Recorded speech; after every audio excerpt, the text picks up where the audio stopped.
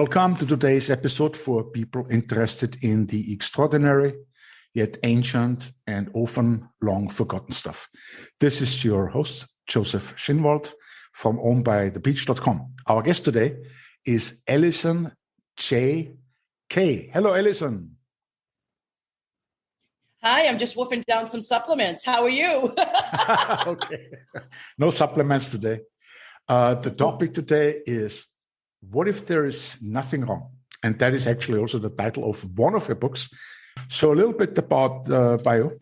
Alison J.K., Ph.D., is the creator and founder of the Vibrational Upgrade system, holistic and spiritual advisor, mastermind, body and soul healer. Alison is a mastermind body energy medicine practitioner for more than 20 years and a world traveler who lived and worked at an international school in Asia for 10 years, while also performing energy healings on clients worldwide. During her experience in Asia, Alison completed her Ph.D. as a holistic life coach. She continued fiercely studying Buddhism and Buddhist meditation, while also learning, eventually teaching Chi Gong and receiving traditional Chinese and other Asian holistic treatments many times per week. Prior to returning home, Dr. Alison went to India and became a Yoga Alliance certified yoga and meditation teacher. So, Alison, how do you define? We will talk today about energy and the Tao, emptiness, God, and all this, because you have been studying Buddhism and Taoism. And so that will be a fantastic question. But the first one would be, how do you actually define energy flow and why is it important to understand? That's a great question. The latter part in particular, because it's my mission, Joseph, that I came back from Asia with. When I moved there, part of the reason why I moved there, 90% of the reason why I was in there as opposed to any other of the locations around the world that I was offered a job teaching at an international school, that was because of the understanding they have of energy there in Asia, and that they still operate from it. So I went there after having my hands over a client's womb area during an energy medicine and holistic health and wellness session while I was still in the States, teaching in the local public school system and running these sessions on the side. And I was already getting really, really good results for my clients. And she was pleased. It wasn't like there was lack, but I wanted even quicker, more robust results. I wanted more from the ego. Not really though, because I asked intuitively, I looked up in this session and I asked, how can I get even more robust results for my clients? And so that coalesced with me wanting more adventure. And at that point, I had a master's. And as a teacher in the public school system, I wasn't having an easy time making basic needs, getting them met, a basic housing, basic car. I did want organic produce. I have been a vegetarian for 1 more year and it'll be 30 years. And massage per week, because I consider that preventative health, like 201. But it wasn't extravagant, so luxury really. And it was too tight. It was too much like a cage too. So I wanted to go and have more adventure. And so I asked basically, what would that look like for me? And I got a colleague who told me about the international school system within a month. So I went over. I chose to go to Asia from all the different offerings I had from different continents because they understand energy and they're still operating from it. Whereas in the West, we had our alchemists who went underground once the church came in, the formal church came in. So there 10 years, you mentioned some of the things that I did there. And so when I returned to the States, I left my full-time, at that point I had become an administrator as well in teacher career and took my energy medicine and holistic health and wellness practice full-time into this business that I've now been doing for almost 12 years full-time. And the number one aspect of my mission is, man, and this is what I realized increasingly in the decade living over there, if people in the West only knew about consciousness and how it works and the science of subtle energy, there would be so much less suffering and much more thriving. And that's been my mission. So energy flow, there's a science behind it. And it's a lot of information to download in a couple of minutes, but there's these centers, as many of you probably know, the word chakra means in Sanskrit, wheel, and they're meant to turn. And we have 7 major ones all along what you consider a central column, basically where the spine is. And they go both front and back. They're meant to be circulating Chi or prana, or Ki as in Reiki, or Chi as in Chi Gong, which I also teach, or prana, which is what we call it in the yogic community, which translates into English, vital life force energy. And so with this vital life force energy flowing throughout our system, through all the distribution networks our system has between the 7 main chakras, which you could think of as urban hubs or city centers, and then all the interstates and the roads and the highways and motorways and side roads and country roads that lead to these major city hubs. That's what energy flows along. That's what it looks like in our system. But our consciousness, not the thoughts you hear, but our consciousness, the full meaning of that, we can get into that in a bit, is what makes the energy flow through our system or not. And then when a chakra has had enough purification, the ego mind, the levels of blocked consciousness has had enough clearing, then the chakras are able to not only spin like the wheel they're intended to and churn that vital life force energy as the central hub for the mind, the body, and the spirit about a particular aspect of life, so that all major domains of life are covered, like money, sex, love, giving, receiving, connection to God. Each chakra as a hub that where the mind, the body, and the spirit intersect, covering a certain aspect of life. I found it incredibly, not unbelievably, but because it's created by the divine, just completely reliable for the way in to help a person evolve. And so as the chakras clear out the old, the karma, the imprints, the contracts, the conditioning, traumas, and a lot more than what I just listed, the chakras turn and they create, with proverbial lotus petals, as it's referred to in the yogic culture, a vortex. And that vortex emanates out energy in front of each of the chakras that then creates your auric field.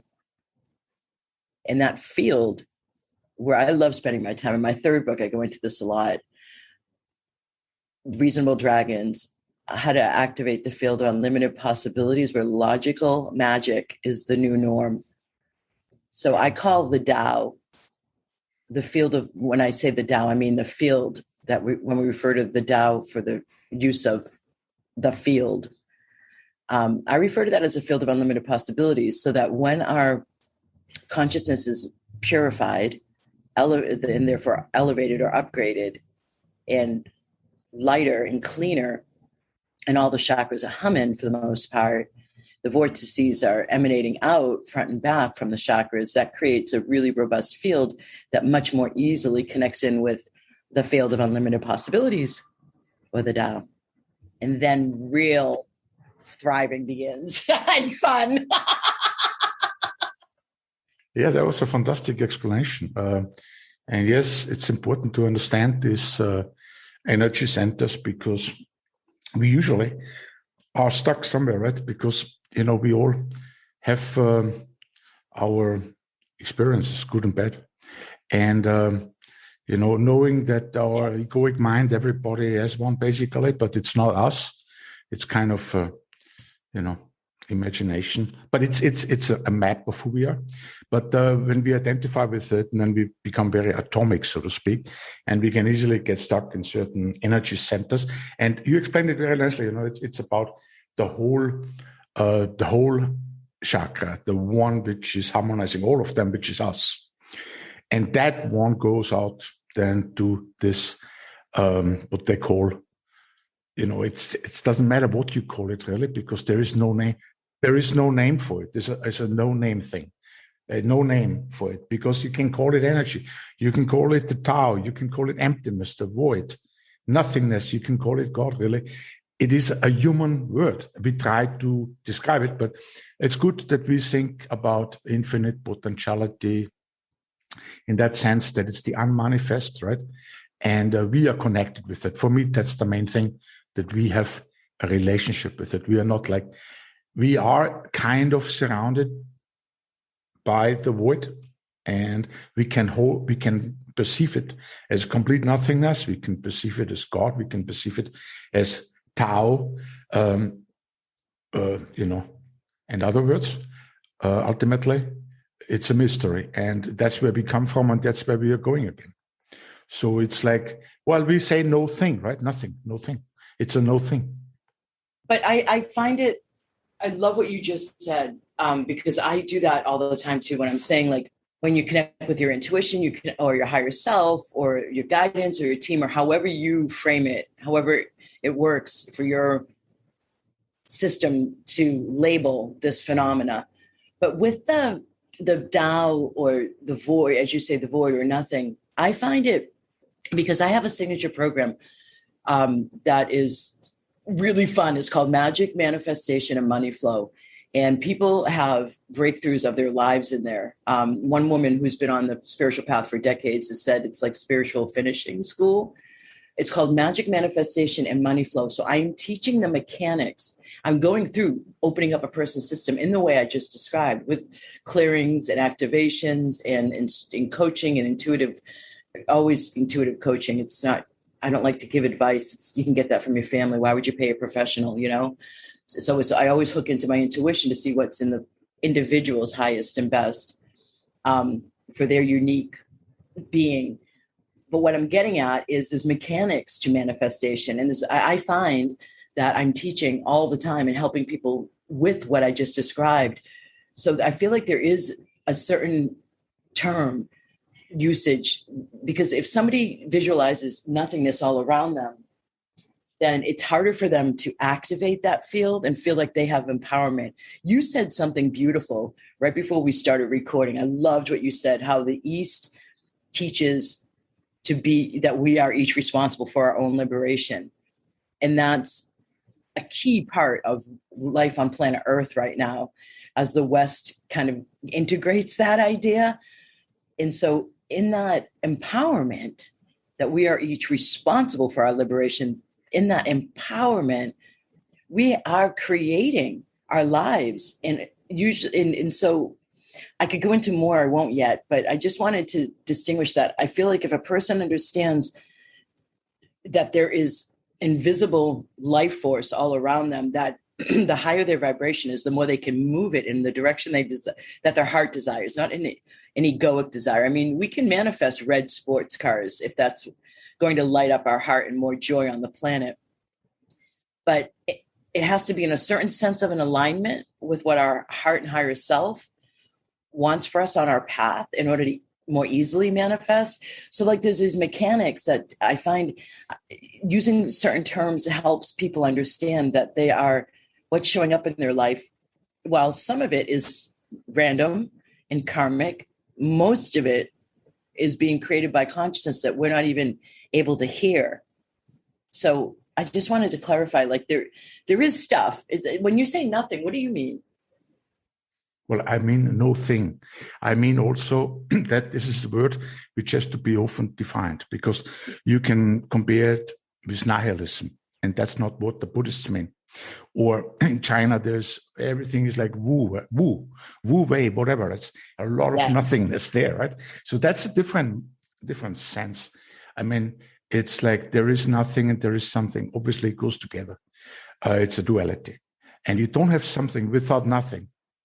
Yeah, excuse me. I don't think that's obvious to a lot of Western minds. Like I talk like you do, right? And I have found through the years teaching in depth this process I'm talking about and much more, that the assumption that when I say nothing, that also implies everything. It's not there. Like you and I know that when we're saying it, but the average Western mind doesn't. So I've like gone with implications, just assuming people would understand that inference. They say God created everything ex nihilo, out of nothing. They have it actually in the scripture. But the thing is really that we cannot really understand Eastern philosophies, which are really rich. There's a lot of wisdom in there, right?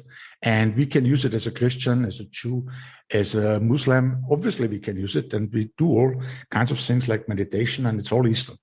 But, I would say that if you go into this distinction between the East and West, and I appreciate really both. But if you go in there, then we see something which is called original sin. And I studied Divinity. So I studied a lot of this stuff when I was young. And, Masters in Divinity. So, it's all about that. All our theology, everything in our culture actually starts from there. It's like out of nowhere, this story comes, this Garden of Eden story, suddenly, and like D.T. Suzuki, when he first gave his speech, a Zen master from Japan, when he gave his speech in America, first he said, funny culture, he said, God hates man, man hates God, man hates woman, woman hates man, man hate nature. Well, these divisions don't exist in the East. And it's funny that this kind of story made it actually into scripture. Like first in the Babylonian thing, and then Talmud, Old Testament, and it's also in Quran, and it's in the Christianity. Well, there is some symbolic to it. I mean, probably Joseph Campbell could tell us something very, very positive about it. But what I saw, studying theology and all this, it is like what people theology is about. How should we feel? Can we feel, coming back to our topic, there's nothing wrong with us, or there's nothing wrong? Or do we have to feel that we are stained by something from the past, and therefore we need forgiveness, we need all this, and we have to have the Savior? And that disempowers people, a little bit. It can empower them as well. I mean, it depends, somebody has a very strong faith in God. That's very admirable, and they are very powerful. However, a lot of people, they probably feel a little bit, like I did. When you think about it, you can't really, you're dependent on somebody else. And I don't like that. Because in the East, then, they have this, that you can take responsibility for yourself, and you can actually, with still a chance, work on your growth, but not the growth in wealth and all this is beautiful also. But I think first of all, or simultaneously, we should also think about the growth within us, the spiritual growth, whether it's a growth or not, because, people have different models of reality. But the question is really, who are we? That's the first thing. Because when we try to answer this question, again, we talk about the nameless. But it's like referring ultimate reality to ourselves. That's what it is. Not looking something outside of ourselves. But this is a big question first, in order to understand the blessings we have with abundance and health, because, these are objective things to our consciousness. And while we live here, we love to experience it because we have the senses, the body. We have it. We can do it. We can experience it. Yet there is this other unmanifest. The Buddhists, as you know, they talk about suchness, and well, there is obviously, you don't look at it with your eyes. It's like invisible. It's formless. It's you also, and it's, well, you could say nobody can prove it scientifically. I sense it for myself, and that's good enough, I feel it. And in meditation, I know there is more than just the visible manifestation of it. Even though this is very wonderful. This is all magic. We're talking about magic and all this. It's Maya, as you know, in the East. It's the real illusion, but that's all good. There's nothing wrong with it. I like this now. There's nothing wrong. What if there's nothing wrong? It's a term that I actually use with my clients, my long-term students who become Vibrational Upgrade practitioners, which is the system I developed. And they use that to talk back to their self-talk when the ego mind's problem focused, as our societies are, especially after this last couple of years on planet Earth, so problem focused. And there's value that's given to a person who is successful at problem solving. All of our marketing comes from, here's the problem and here's my product or service that's the solution. So we have this construct, and this was one of my majors in college, actually, after I left psychology, realizing they weren't focusing on answering how do we be the happiest, most thriving versions of ourselves. So what I understand now is I was understanding how we end up being the way we are and believing the way we are. And so marketing, the whole premise behind it is there's a problem and here's a solution. So we end up with this construct of valuing being a problem solver, and jobs like what is this title? Project manager. That's a common title in corporate America. And so what if there's nothing wrong is a great way to hook in the invisible, the mystical, the mysterious. I love that you talked about the mystery, because there's a tribe I think it's the Lakota Sioux, a Native American tribe that calls God Great Spirit and Great Mystery. And so by asking a question where the mind loves to conclude, the ego mind, as we refer to it in the meditative practices of the East, because the personality is attached to that level of the mind, and it's just the most base level, really. The ego mind concludes that there's something wrong, and it focuses from the conditioning and the entrainment to the greater cultural backdrop. And when we talk back to it using a technique in Tibetan Buddhism, as well as Western cognitive behavioral psychology, talking back to the mind, well, what if there's nothing wrong when it has a conclusion, oh, this sucks, so that the question opens up and invites in other possibilities instead of like being in that conclusion state where the mind makes all its conclusions, because that's what it does. It labels, it evaluates, it judges, so that we can navigate life on the physical plane. Yeah, I mean, Alison, this is what you just said is beautiful the way you said it, because you say, this is beautiful. This is actually how it is. There's nothing wrong with having a representation about who you are, which is the ego. And, and we work like this in society, and we are problem solvers. That's great. That brought us where we are. A lot of evolution is built on that, right? But ultimately, what is wrong? Maybe just that we are believing that is us. Wrong is maybe with the egoic mind, that we believe that this representation, the map, is the real territory. That is actually us, particularly since it's formed also a lot by society, by others. And we identify with it. But we can really identify with anything. I don't know why we have this kind of ability, but we can identify with a diamond ring. We can identify with a private jet. We can identify with a bigger house than the Joneses next to us. We can identify with the job titles we have, and ultimately we are not happy with it, because obviously the ego mind knows, because it's also us, right? It's us, that there's something wrong with this kind of thinking going on, because it's based on the premise that the thought, the label we give ourselves when we think about us, that this is actually real. But it is real in a sense, but it's not the whole story. It's just a map. Well said. It's not the territory. It's not the whole. And who we are, who we really are. Yeah. Who we really are. We can't even find a name in all the books in the world. Yeah. Just when you say God and all this, and emptiness, it's great. We have words to talk about. But ultimately, these are all pointers, because it's outside the semantics. It's outside the thinking mind. It's consciousness, as you said. And in consciousness, all these things happen to us, all these objective things, thoughts. But, we can identify with consciousness, with awareness, because that's who we are, independently of the world, independently of the body. It's kind of timelessness, right? But anyway, it's not about me here. So, I should wait a little bit until you want to respond with something. Then I have another question.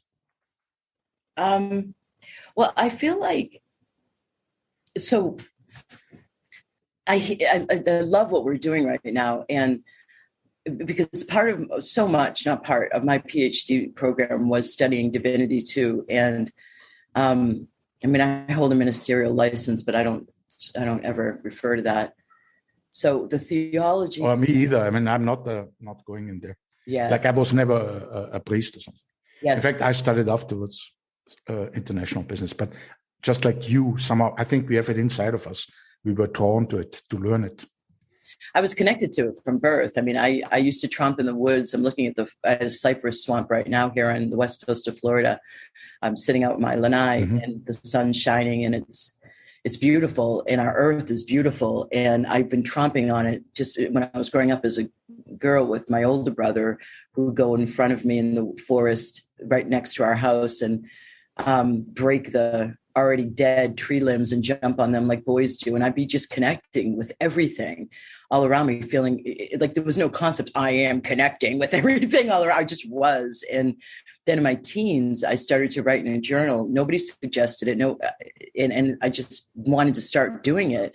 I now have a trunk full of these journals in other places too, because one trunk doesn't hold them all. But I was connecting. What I learned later was that I was learning how to allow that connection to remain and connect with my own intuition, my higher self. And so I've always had this sense of connection in me, as you said, like we were drawn to it. And I love that you said too, that it's not the whole story. Because when I was sitting there as a psychology major, I was like, this isn't, as I already said, this isn't showing me how to be the most thriving, happiest version of myself and then help others. You're focused on, becoming a hard science, improving yourself and the hardwiring of the brain and using it for human resources and industrial management for capitalistic purposes. So I switched. And so I've been connecting in with the mystical always. And yet I find that there have been so many conversations I've had in my 20s, especially, and in my 30s about so much of what we're talking about. But I find in my business, I find that it is my mission that I have said yes to help bring it into a practical application, because it's almost like the divine is using a backdoor approach to helping people open up to getting the whole picture in a way that is almost like a trick. So somebody could come in saying, I'm going on to my fourth marriage, or I'm wanting to start my own business rather than be in this corporation, or like something material. And we work on that and they get fantastic results. But what I'm doing is everything I said at the beginning. So they're opening up, they're learning how to connect with their higher self. They're learning that there's something beyond their thinking mind and their thoughts that they hear. They're learning how to work with the flows of energy if they go on to work with me and study at the mastermind level. But what I'm saying is there is something going on our planet right now. I had my own radio show for 2.5 years, and I was interviewing specialists who had developed ways to measure, that I wrote about in my first book, What If There's Something Wrong? Energy, and ways to measure consciousness. But I also had on there specialists about December 21st, 2012. And so we're in this 20-year window of what's considered humanity's greatest evolutionary leap. And one of the things that I find myself saying over and over and over and over again is that this time is about understanding that the power that we each have via our choices, and that we are in fact creating our lives every day by the choices more so we're not making than the choices we're making, because there's only 15. So science and stats have said that it's about 85% of our daily life choices are made from the subconscious and unconscious. So at best, it's 15% of the thoughts we actually can hear that we're creating our lives from, that we're opening that email, that we're saying yes to that opportunity, that we're seeing that opportunity, that we're not seeing that other person over there at the party, maybe a new person who could come into our lives. So what we see and what we don't see, and what we choose and what we don't choose, and who we interact with and what opens up in our lives and stays dormant in our lives, is based on how much consciousness we have freed up to be making more aligned choices day in and day out. So I find, after decades of doing this work, that the average person is living, even people who've done spiritual work and they would say they've been on the path for decades, that it's around a little bit less for them.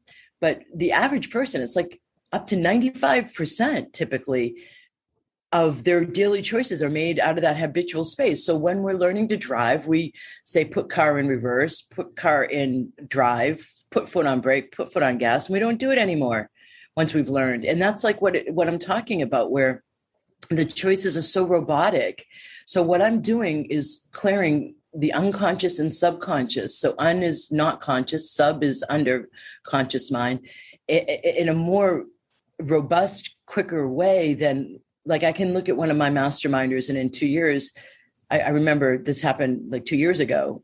I said to her, oh my God, you're getting results that took me 5 years of meditation to get, because I'm coupling in the vibrational upgrade system I developed applied mindfulness after I run the energy medicine clearings and activations, so that once the consciousness is freed up out of the buried state, the un or subconscious level, and then freed up to be accessed at a conscious mind level, people have to develop new neurological pathways that allow for new choices and new behaviors to then ensue. So when I do a clearing on somebody who believes that, they were programmed, I have to fight for what I want, or I have to fight to be heard. Maybe they grew up in a family with a bunch of siblings and busy parents.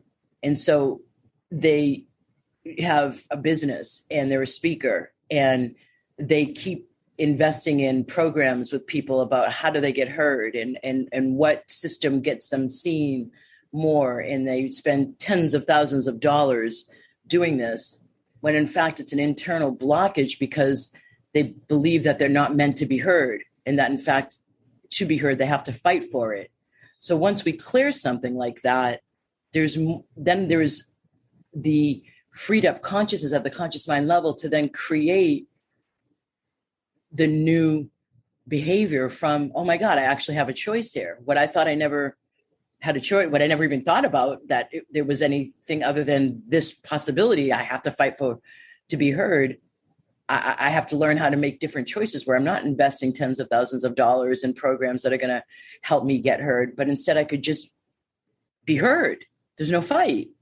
So as that whole paradigm collapses within a person's consciousness, they have to learn how to make it. So the second half of vibrational upgrade is the applied mindfulness, and helping them develop and give them like more clearings on courage and help cultivate their power to choose as they co-create their daily lives with the divine source. And that's the nature of our paradigm shift we're going through, from this old paradigm that's been crumbling since 2012, as we start to have the new one physicalizing, recognizing that there's not victimhood, there's not blame. And I'm going to say this as somebody who worked in politics in her first career. My master's is in politics, completely understanding. I've been on marches, the whole socioeconomic discussions and gender inequality. And despite that, I'm still saying it does not matter what background you come from. Using that completely genuine thing you can point to of your background that has kept you limited and unable to choose, let's say, more economic thriving, isn't helping you anymore. Whilst, yes, you can make new policies and legislate, where your power is to shift your consciousness to come out of the, for example, poverty or survival mode, which I do with people too. So that coming out, and I feel like that's in part why we're seeing so much of the victimization as well as the divisiveness as well. So people who have already stepped into their empowerment and are working on themselves, and people who are still in blame and name and blame victim mode game. And then we're also seeing marches in countries and protests in countries we've never seen before, because the misalignments, the abuse of power, is all of the secrets that have kept people unempowered are rising to the surface, so that we move into this new era in a much more heart-centered way. And whilst that sounds unbelievably idealistic, I ask, not you, Joseph, but listeners, look at yourself and how you react when you hear something with the proverbial air quotes, too good to be true. Because we are moving into a time where if we are all aware that we are connected to this great mystery or the divine, and we can make choices based from there rather than the more divisive, slicing apart life, rationalistic, labeling, judging, evaluating that the ego mind does, which we've been living with for centuries as the dominant valued force of being human and functioning well in society. And as we move into a more expansive consciousness and a more evolved consciousness, it is going to start showing up in that way. And we have been fielding the crumbling and the clearing of the earth and of institutions and like educational, financial, health care, and as well as within our own relationships, because something new is getting born. It's breaking through this shell that's been cracked. So the empowerment is where we're at now. Go, please. Yeah. No, just because I think I got this insight right now. The thing is really like we have, when we look at the body, and we have to recognize that this is all evolution, right?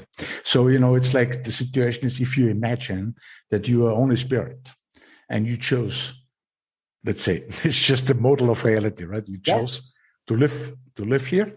Well, then you have to choose to live in this kind of Neanderthaler ego, because it's like, it's not spiritual in many ways. When we get older, we get all this like fragmental views about ourselves, and you're heavily into holistic, so I understand. But the point is, I think that is the case, evolution is probably that we become more like oriented towards our real identity, to our spirituality. And that means choices, that means freedom, that means tree of life, that means, things come to us.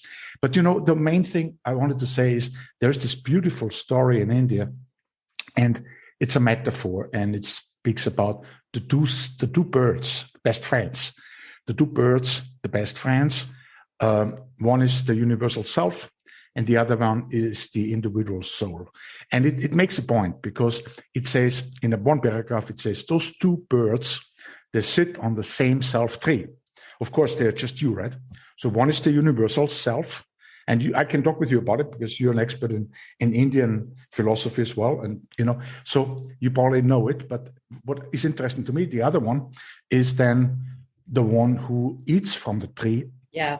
And is full of unwisdom. And that's the sorry state of mind it is in. But they ultimately is just one personality. But it's really like us. Like, not everyone has that universal self that is actually us. And then we have this uniqueness because we are born in different places and we have different choices in what we want as experiences.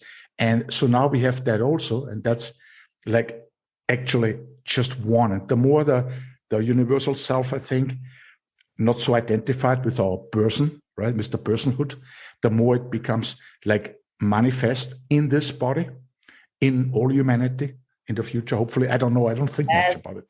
I think more about, how my situation is, not like egoistic in a way, but, I have to first like know it from the inside out. And so, I think that is the main challenge, to let the witness in, which is you.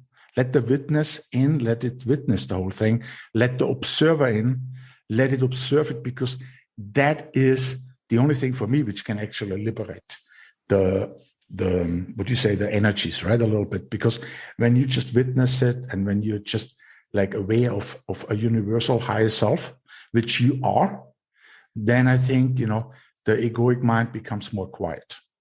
But then it's just my experience. But I would like to ask you before, because we are coming late now, right? We have 5 more minutes, I think. According to your time schedule, maybe a little bit longer. So can I just ask you another question, or last one? You sure can, please. Okay, so let's talk about your extensive Buddhist, Taoist, and yoga studies in Asia, because it's what you have next to your Ph.D. And finally, your books. You have written several books. So if you can still wrap it up a little bit, and then how people can get in contact with you. Okay, so what you just said, I before I do that, I want to respond because I love it. Mm-hmm. Observer is more commonly understood in the lingo nowadays. People have like COVID, even before. So another way, I could go in so many different directions, as you're hearing and seeing and witnessing right now in me. Even before COVID, there were more yoga studios and more meditation apps. I'm on a couple of them, in fact. And that's because this 20-year, 2012 to 2032 major evolutionary window is also called humanity's spiritual awakening. And so what I was also seeing with the people coming in to my business and who I was serving, like around 2014, they were talking about a lot more tinnitus. And around that time, 2015, 2016, people were coming in asking for help with how can I stop dealing with all the negativity around me? I feel it all around me. And then other people, skin allergies, other people wanting to eat, as education has increased out there about the food supply, particularly in America, people are eating cleaner. So all of this is a sign of opening and awakening and becoming more aligned. Even the skin sensitivities, like no longer using chemicals that would cause the skin to break out when you're washing your clothes. That didn't happen a decade before because the backdrop of what we were living in was still much more Newtonian physics based, much more solid. Whereas this new era is much more, if you want to construe it this way, quantum physics based, where it's much more energy based, vibrationally based, sensitive, awakened, spiritual awakening. Yeah, in fact, Jotted, to interrupt you quickly now, in fact, it really comes together now with the East. Yes. Our Western understanding of vibration and frequency and all this. Yeah. And I feel like that's, God bless the divine. I always, like, even yesterday, I was working with one of my Vibrational Upgrade practitioners in one of her one-on-ones. And even she needed the reminder of how, and she was so grateful for the reminders of how the ego mind, when we're strategizing a quote unquote solution to get what we want, for if we have a goal, that ego mind of ours is myopic and only knows what it knows. It doesn't bring in the ego mind is not how we access new possibilities opening up in our lives to go beyond what we've already done. It's through connecting with the mystery, connecting with the heart and the higher self, that because it's an all-seeing universe. So why would we use a smaller tool when we're going for something that can access bigger and newer? So deferring to the higher self, or that includes the observer, and is the way to go now, because that's how we bring in the new. And so part of what's also happening is everything is coming into rebalancing, like the divine feminine with the divine masculine, not genders only, but within each of us, where yang or masculine is the active and yin is more the internal world. So we listen to our intuition, we get guidance, and then we take a step out in our lives. So there's that dance, instead of everything being intellectual or action oriented, all yang, or everything being passive and dreamy and no action, all yin. And what is also coming into balance is the material and the spiritual. I'm saying this based on what you just said. It was a great catalyst, because the spiritual and material means that coming into rebalancing is what we're talking about now, learning how to actually house the spirit while flourishing in the material, because historically it's well said. If I'm going to be close to God, I need to be broke, poor, minimalistic. And so or if I'm going to be materialistic, then I'm going to be greedy and a bad person and egoic. But they're coming into balance now. So I find that another aspect of what's going on is my background, my first career was in politics and in protecting the environment. And you said this, and you're not the only one, and you're not wishful thinking. You used a different term, like maybe it's just me being hopeful. My whole mission, Joseph, is when I stepped out with my master's degree after a successful political career in getting people elected to both the California State Assembly and the federal level, who were not only going to say yes, vote yes on environmentally protective legislation, but they were going to write it. So, for example, I helped get the first Latina woman elected to the California State Assembly who wrote legislation to save the last bit of green space in LA Basin, which is huge. So when I stepped out and started going for employment, because I had been asking the question, where do I have more effect on changing for the better? Is it within the system, working like within a federal or a local governmental environmental protection agency, or outside the system, like with an NGO, like I already had, or nonprofit? And I know, you know, that feeling when no doors are opening and you're just kind of wondering what's going on here. This isn't easy.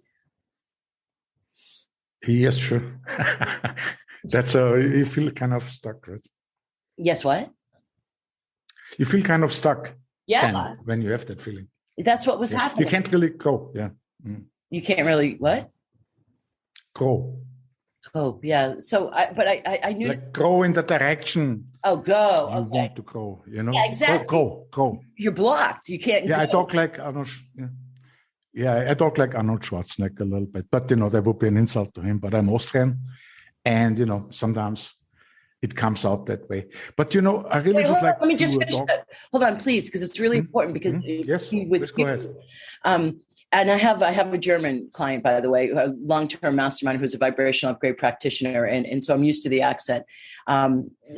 It's okay. So, but you're right on. You can't go. So I knew to step back and say, okay, what am I being shown here? And what I got was it's not ready to change. The investment in fossil fuel, this is in the late 90s. It's not ready to change. So, okay, I asked my guidance. What do I do now?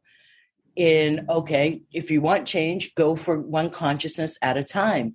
So I deferred back to my bachelor's, which also ultimately was in English literature, and went to teach in the classroom while running energy medicine sessions and holistic health and wellness sessions on the side, as well as teaching meditation to both students and adults, working with consciousness that as each consciousness evolves and lightens, it helps the collective evolve and get higher. And that will ultimately reflect in our behavior towards the earth, which is happening now. So it's not just hopeful thinking that you said. I feel like as each of us, you use your own words. It's behind the premise behind what I'm doing and why I'm doing it is that recognition. Is that recognition that it is best, improvements in the world, in this world, is best achieved by working one consciousness at a time. And that's where our power is. Like as the consciousness evolves, but it's also with the vibrational backdrop we're in now. It used to be 10,000. I talk about this in my third book. It used to be 10,000 other people's hearts get lighter and more awakened if one of us who has been on the path for a while really awakens our heart, and that power emanates from our heart because we're all connected in the underlying matrix of it all. And so nowadays it's with one of us awakening our heart's power and moving beyond the egoic mind living, as we've been talking about in our lovely conversation today. Now it frees up 100,000 other people. So it's also the 100th monkey theory, how there were monkeys on one island who started to peel they had never peeled bananas. Historically, it was studied. This is a scientific study, the 100th monkey theory. And so on one island, monkeys started to realize they could peel the bananas, and then it hit collectively on where they had no communication on islands around the world. Monkeys started to peel bananas. So there's a collective connection, right? At the collective unconscious level. I think I got that point myself, when I started doing it. Yeah. Do you mean peeling bananas, or do you mean your own work with consciousness? No, I'm peeling bananas. I started peeling bananas before I ate them. To help the skin. Skin's awful. And that happened in Austria. There's no jungle and no apes. I was the only one probably. But, it's so interesting. Really, I really want you to talk about this, how people can, get your books. What are the names? Actually, they will be in the show notes, of course. I have them all listed. But you wrote several very interesting books. Particularly, if you can tell us a little bit about that one, which is the dragons, about the dragons. Oh, and it's about the potential field. And then you had a wonderful expression, which I never heard before. What is the whole title of that book? Just a second. You could tell us. So my last two, so I've written 4, and I've been a contributing author of other ones, but the 4 main ones I've written that have all gone on to be international #1 bestsellers, except my very first one. The second pardon me. So the third book and the fourth book have dragon in the title. So the third book, I think, is the one you're talking about, and that's reason. And this is the only one on Audible.com. And people love it. They work with it even when they're working with me and receiving loads of recordings of our events where I'm doing clearings and activations on their consciousness. They still go listen to Reasonable Dragons on Audible. It's phenomenal to me. It surprises me, as you can hear in my voice. So anyway, Reasonable Dragons. And then the subtitle is How to Activate the Field of Unlimited Possibilities, where logical magic is the new normal. That's what I saw. I never heard it before. Logical magic. Yeah. I think the logic is so important to relate it to the consciousness. I mean, because to the self, actually, to the universal self, then it's really, for me, in my experience, it's just more logical. And I love that also is the magic, because, I'm a big fan of Hinduism, Buddhism and all this, really. But Hinduism is very, very, very good, actually, with all the negative aspects sometimes in history, right? Caste system and all this. I'm not talking about this. But, that whole thing about magic, like in India, they call it Maya.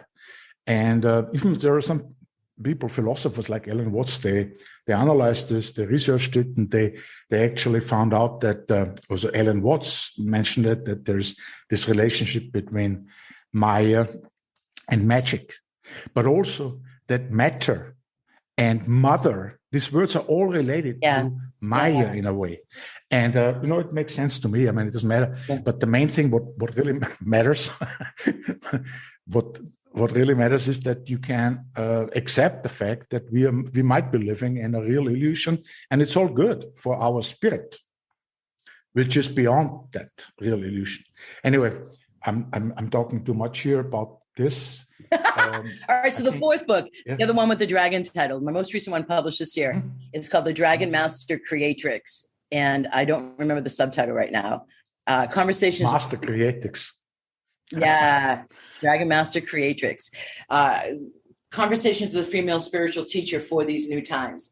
So that's the subtitle. And it's really fun for me because it's my first not entirely nonfiction book. Each chapter is started out modeled around one of my students traveling internationally to meet me to get trained in Vibrational Upgrade system and get attuned and taken to sacred spots and sacred sites and stone circles. And each chapter is her narrating what she experiences in these different places and at these different events and interacting with the others on the retreats. I do these twice a year, in October, Samhain time, and in May, Beltane time. So the two most important dates on the Celtic calendar. And so then each chapter goes into me. I was a little on edge when I was writing it because I was bringing out what has always been contained within my mastermind program and taught only to the people in my mastermind program becoming vibrational upgrade practitioners or up-leveling to the next level. And so these are questions that they have asked me and actual answers I have given them I spent so much time and paid so much to get somebody to go through and bring out the questions and answers through all the years of interacting with them. And that's what's in the second half of each chapter. So it has a bit of that yogic teacher kind of question and answer, like Osho was known for at the second, and even Paramahansa in the second half of each chapter. The Upanishads are all like this. The Upanishads. Yeah. The Upanishads, Yeah. They are all about this master, and actually it means sitting at the feet of a master and questions, right? Well, that's, you know what? I think part of it triggered me is one of my masterminders who became a vibrational upgrade practitioner, she wrote something about me, and she said, working with Dr. Alison really is like sitting at the feet of a master. And even when I say that now, it's so humbling and honoring and beautiful. And so I was like, okay. I was also aware too that there is a part of this tradition that is underserved by the feminine, and the difficulty that a woman has as a female spiritual teacher compared to how easily men step into that role. The authority is so much more assumed naturally, unconsciously for men than women. And so we're either supposed to be nurturing or we're supposed to be fiery. And so that's why that subtitle is what it is: Conversations with a Female Spiritual Teacher for These New Times, and why I presented it the way I did. So the questions, though, like, they're not just the kind of mystical questions or about energy and energy flows and how to work with it or the sacred spots. It's also like, how do I stop caring about what other people think of me? And how do I move forward and make choices that I know my spouse and my loved ones aren't going to necessarily like? Like, they're very practical while on the spiritual path questions and answers, so that people can be true to themselves and step into more of their power. So that's the fourth book, The Dragon Master Creatrix. All of them are on Amazon. My name is Alison with one L, then J middle initial, and then K-A-Y. You have to have the J, my middle initial, because there's another Alison K on Amazon, and she doesn't write about what I write about. So I'm also... And you have a website? Yeah, vibrationalupgrade.com. And then on Facebook... Vibrationalupdate.com. Yeah. So actually, I can put this in the show notes. That's where probably also all the events and programs are, right? So Vibrational Upgrade. And then Vibrational Upgrade is also the name of my free group on Facebook. And there's over 4,000 people in there, and I'm in there daily, except on the weekends. And so it's a really great community of really high vibe people. All of my masterminders are in there, my vibrational upgrade practitioners, and then loads of people from all over the world. And it's just a really sweet community where I'm giving support and elevation every day. And that's also where you can see my latest offerings and how to work with me. You can get that on my website too. But yeah, I see it now. I have it in front of me. I looked for information about you on all kinds of places, but now I have it here. That's good. It's good if I didn't know so much, because the flow of the conversation is actually better. I learned sometimes in the beginning when I did my first episodes, I would prepare up to 8 hours, Oh my God. And then I knew so much I couldn't listen anymore. I bet. Yeah, it's funny. Everybody has a different way of preparing. I've been with people who do it the way that you just described. I did an interview with a fellow yesterday in Australia, and it was really interesting because there was little to nothing known. And then there's people who listen to me on other interviews, and they come prepared with lists of questions and like really pull out of me like the teacher. Like they just use me in the interview for their own growth, which is smart too. So yeah, I have really enjoyed being on all of these different podcasts around the world. I've been doing interviews since I came back from Asia, starting I think around 2011. Maybe even the first year. There's like a video of me at a book release party. Anyway, it's just been especially interesting during COVID to be able to be connected with people all over the world and assess and hear how people are faring during this time and the way that they're framing it and reframing it from a more mountaintop perspective, so to give people comfort and alleviate that focus on survival and fear, because there really is media. So much fear on the planet. Focus on media, particularly also because, I live here in my work in a very small mountain village, and there is not much talk about it, honestly speaking. And I don't look at the media much either about it anymore. So I'm almost not affected by it, fortunately. But I know when I look at Austria, at my family, you have this every day on television. So that was a beautiful talk. We have to meet again because I want to, I want to invite you again because it's just not enough time to talk with somebody who has been extensively traveling in Asia and knows, about all this Buddhist meditation, Taoism, yoga, and all this. It will be wonderful. If you agree, I will send you an email, and we are going to, not right away, but maybe in a few months, that would be great, to have another interview. Yes. So fantastic. Thank you very much. Alison, thank you very much for being on the show. Oh, it's been my pleasure, Joseph, having a conversation with you as you're tucked away in a mountain village on an island off of Spain. It's the only Austrian, I bet. It's funny. In my Divinity master's degree, they always called me the resident Buddhist. I was never anything really. But I still have to agree sometimes. I just tend very much to the Buddhist philosophy. So thank you, Alison. It was really a pleasure and a learning experience with you. And thank you, my dear listeners, for joining us today. The recap of the show with bullet points are in the show notes and all the links mentioned during the interview on ombythebeach.com. If you like the podcast, please subscribe to have you here again for our next episode. This is your host, Joseph Schinwald. Thank you and goodbye until we meet again. Namaste.